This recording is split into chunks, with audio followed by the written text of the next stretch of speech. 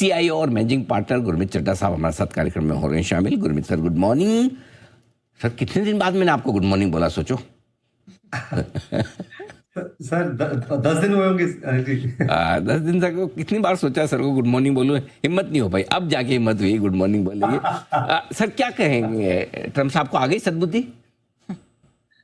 Sir कहना थोड़ा tricky है ट्रम्प साहब को लेके, और थोड़ा सा मुझे लगता है एक मिसट्रस्ट है ईरान और यूएस में, क्योंकि पहले भी टॉक्स के दौरान ही अटैक हुआ था।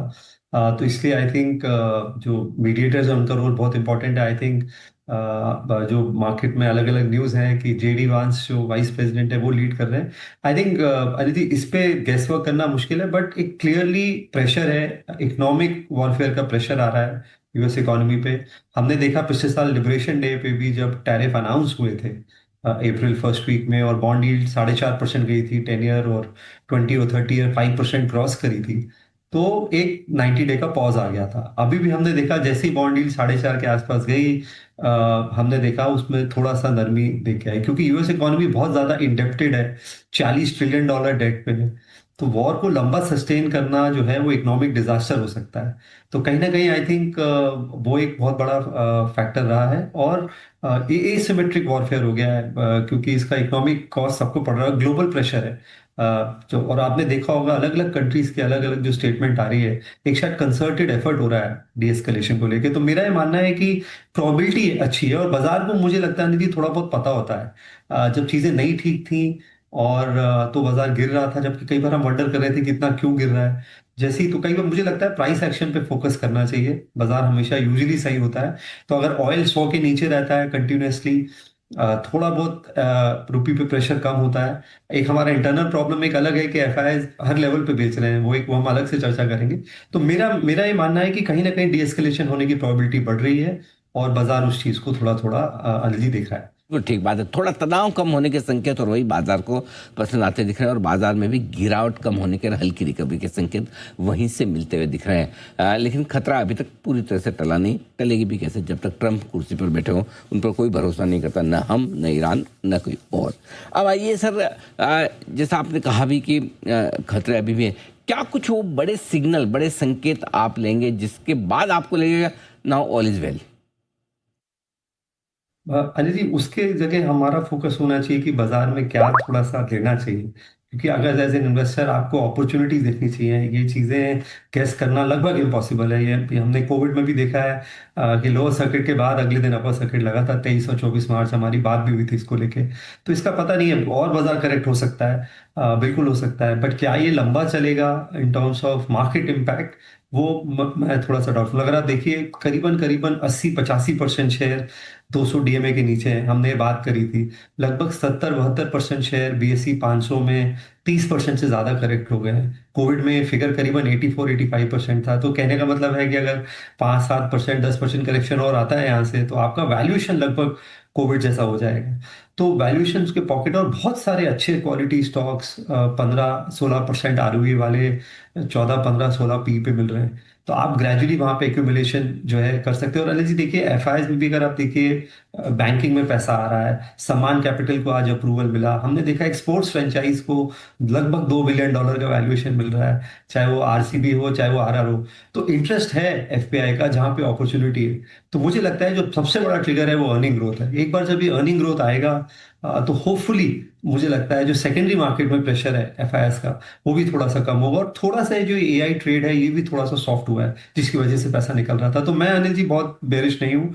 आपको पॉकेट्स ढूंढने पड़ेंगे जो वॉर से फॉर एग्जांपल इम्पैक्टेड कम है या नहीं है। जैसे टेलीकॉम है, बहुत लिमिटेड इम्पैक्ट है कॉन्फ्लिक्ट का। फार्मास्यूटिकल है, एनर्जी में जो प्रोड्यूसर्स हैं, उसके अलावा लिमिटेड बैंक्स हैं, स्पेशली प्राइवेट सेक्टर बैंक्स हैं। आई थिंक जहां पे इम्पैक्ट कम है वॉर का, या इनफैक्ट कुछ जगह में फेवरेबल है जैसे डिफेंस है, वहां पे थोड़ा थोड़ा अभी निवेश करिए। और जो पॉकेट एकदम इम्पैक्टेड है, वहां पे आप कुछ टाइम के लिए न्यूट्रल ले सकते हैं। ओके, तो ये है आपके लिए कहाँ निवेश के मौके ढूंढने चाहिए। ये बड़ी बात कही गुरमीत सर ने, की बजाय इसके कि मार्केट कितना ऊपर जा सकता है, कितना नीचे जा सकता है, अगला क्या कदम होगा ईरान अमेरिका का, वो तो आपको हमको पता नहीं। लेकिन अगर आपने सही तरीके से इन्वेस्टमेंट के अच्छे स्टॉक्स ढूंढे तो काफ़ी कुछ काम आपका हो जाता है। अब एक दो चीज़ें और है जो लोग जानना चाहते हैं। एक है कच्चे तेल को लेकर और दूसरा है गोल्ड सिल्वर को लेकर, वहां क्या व्यू रखें सर? गोल्ड को मैं लेके कंस्ट्रक्टिव होनी थी, क्योंकि आप देखिए गोल्ड में भी 20% करेक्शन आ सकता है चंद हफ्तों में। लोगों को लगता था कि गोल्ड एकदम इस एनवायरनमेंट में कुछ भी नेगेटिव कोरिलेशन नहीं आनी चाहिए। जब ऊपर जाता है तो सब ऊपर जाता है, और जब नीचे आता है तो सब नीचे आएगा। गोल्ड भी आएगा, सिल्वर भी आएगा, बिटकॉइन भी आएगा। तो आई थिंक एक जो नेगेटिव कोरिलेशन था वो कुछ हद तक शॉर्ट टर्म में, जब ऐसी सिचुएशन आती है, वॉर जैसी इंपैक्ट होती है, तो मैं गोल्ड में बाहर रहूंगा डिप्स पे, क्योंकि वो मेरा पोर्टफोलियो इंश्योरेंस भी है कि कल को अगर ट्रम्प और एरेटिक रहते हैं, ये खत्म होता है, फिर टैरिफ्स पे अगर दोबारा कुछ करते हैं, क्योंकि वो पार्ट हम बिल्कुल भूल चुके हैं अभी टैरिफ्स का। जो सबसे बड़ा वरी था 6 महीने पहले टैरिफ्स, आज उसके बारे में कोई बात भी नहीं कर रहा है कि इंडिया अभी 10% टैरिफ पे ही है टेक्निकली। तो मुझे लगता है टैरिफ रिलेटेड न्यूज वापस से आ सकती है, तो गोल्ड थोड़ा सा लेना चाहिए। दूसरा जी, मैंने एक जो पैरामीटर है, ये बहुत सारे म्यूचुअल फंड भी ट्रैक करते हैं, ICICI, DSP, bond yield to earning yield जिसे हम बोलते हैं। अर्निंग यील्ड मतलब जो पी का रिवर्स होता है। तो बॉन्ड यील्ड लगभग 6.5-7% है। अर्निंग यील्ड भी जो है, अगर आप 20-21 के पी को रिवर्स कर दें तो 5-5.5 है। मतलब बॉन्ड यील्ड और अर्निंग यील्ड में 1% का ही गैप है जी। यहाँ पे इक्विटी थोड़ा फेवरेबल हो जाता है। ये बहुत पुराना एसेट एलोकेशन मॉडल है। तो मैं सजेस्ट करूंगा कि 5-10% आप इक्विटी पे वेट बढ़ाएं और गोल्ड को थोड़ा सा डिप्स पे ऐड करें ईटीएफ के थ्रू। आज का लाइफ हैक, बिना पैसे ऐड किए स्टॉक खरीदो, स्टॉक्स प्लेज करो, मार्जिन। चलिए, गोल्ड को थोड़ा सा आप खरीदारी करने के मूड माहौल के साथ आगे बढ़ भी सकते हैं, ऐड कर सकते हैं, इसमें कोई दिक्कत नहीं है। एक और चीज़ जो मैं जानना चाहता हूँ, और काफ़ी लोग ये समझना चाहते हैं, क्या डिफेंस सेक्टर में, जैसे वैसे आपने कहा भी कि पैसा लगाना चाहिए, लेकिन कई बार ये होता है कि किसी एक स्टॉक में कोई ऐसी खबर वबर आ गई, वो ऊपर नीचे हो गया, तो क्या कोई ऐसा तरीका है कि या तो स्पेसिफिक ये डिफेंस शेयर खरीदें या फिर कोई ऐसी बास्केट बनाएं, कैसे करना चाहिए? तो अनिल जी, सेफ ऑप्शन तो एक डिफेंस इंडेक्स फंड है, चाहे वो अभी मिराई का आया हुआ है, मोतीलाल का पुराना है, एचडीएफसी का डिफेंस फंड है। आई थिंक उसमें कुछ लिमिट है 5,000 मंथ की। तो आप एक इंडेक्स डिफेंस का फंड ले सकते हैं। दूसरा, मैं अनिल जी नागपुर था मंडे को, मैंने ट्रैवल किया, मैं बहुत सारी डिफेंस कंपनीज एंसिलरी से मिला। बहुत ज़्यादा इंक्वायरी है और बहुत ज़्यादा विजिट्स हैं और क्वेरीज हैं। इस समय इन्वेंट्री लेवल वर्ल्ड वॉर 2 के लेवल से भी नीचे है, और इंक्लूडिंग यूएस। बहुत सारी यूएस बेस्ड कंपनीज की भी इंक्वायरीज आ रही है। मैं आपको एक एग्जांपल देता हूँ। पिनाका रॉकेट है, जो हम यूज करते हैं, जो गाइडेड रॉकेट है, इसकी रेंज करीबन 75 किलोमीटर है। 120 किलोमीटर बढ़ाने की बात चल रही है। इसको आर्मी में अलाउ कर दिया इंडक्ट करना। तो अभी 6 रेजिमेंट्स में आया है, 20 रेजिमेंट्स में आना है। ये अगले 2-3 साल में आएगा। तो अपॉर्चुनिटी साइज देखिए कितना बड़ा है। सिमिलरली आप बैलिस्टिक मिसाइल्स की बात करें, हमारी टोटल कैपेसिटी बनाने की अभी 125 से 150 है साल की। तो आर्मी में मिसाइल यूनिट इंडक्ट हुआ है। आपको 5 से 6 हजार बैलिस्टिक मिसाइल्स चाहिए।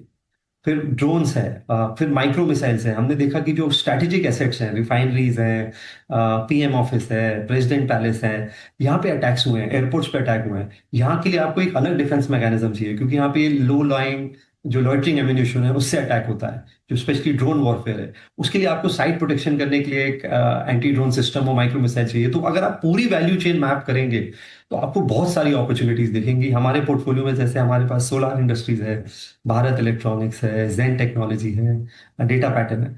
इसके अलावा जैसे मैंने बोला, अगर आप रिटेल निवेशक हैं और आपको ये चीजें थोड़ा कॉम्प्लिकेटेड लगती हैं, बेस्ट तरीका है एक थोड़ा सा छोटा एक्सपोजर डिफेंस फंड में ले सकते हैं। तो ये है आपके लिए गुरमीत सर की तरफ से राय निवेश करने के मौकों को लेकर। गुरमीत सर, बहुत